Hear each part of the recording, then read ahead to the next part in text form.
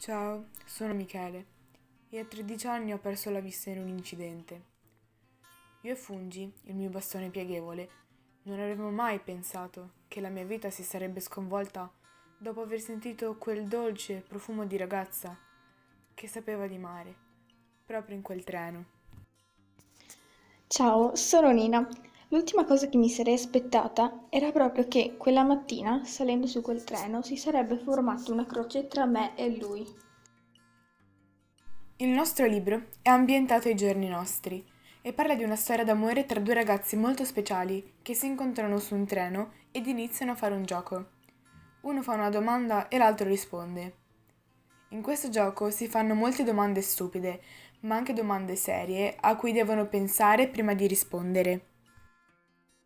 Il libro lo abbiamo conosciuto grazie a una nostra amica che lo stava leggendo a scuola.